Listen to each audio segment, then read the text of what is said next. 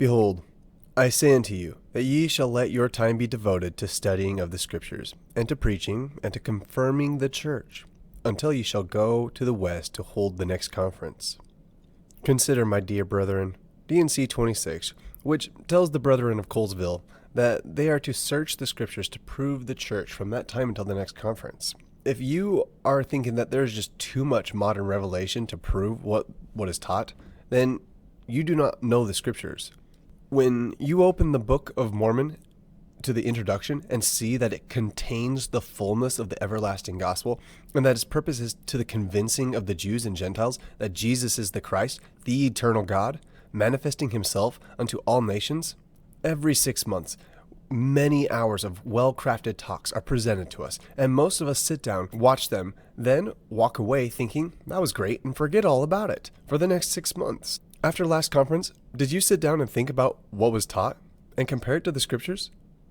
It is our job to prove them. Paul the Apostle praises the Bereans in Acts 17 for searching the Scriptures to prove what he had taught to see if it was true after he was done teaching.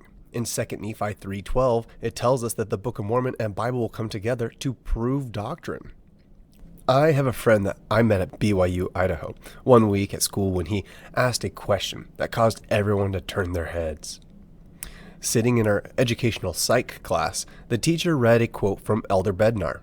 A hand rose, and when called on, he asked, "What are Elder Bednar's qualifications to verify this quote?" Everyone was flabbergasted. Everyone looked at him like he was crazy. The thing is he knew Bednar was an apostle.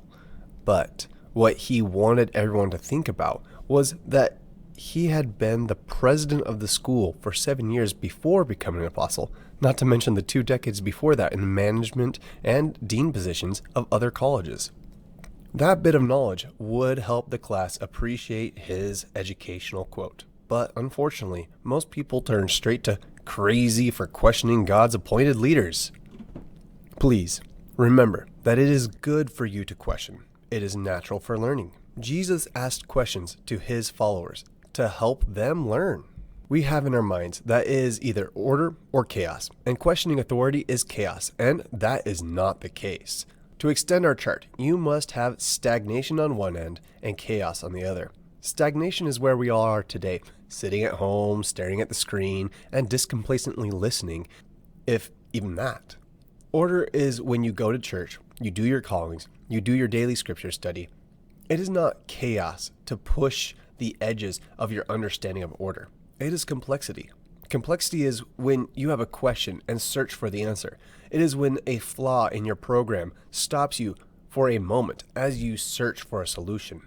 Paul praised the Bereans for taking his orderly presentation of Scripture and pushing it to complexity by questioning it. Just as they did, we can do the same today, as we have been commanded.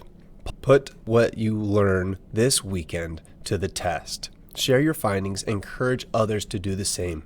Brigham Young taught things that we know to be wrong today, but the people didn't question him, and 100 years later, the church had to correct itself. Be proactive. The church has made many changes in recent years, and we the people need to review it and respond. Please, enjoy conference this weekend. Be attentive, pay attention, and may God be with you. Until next time.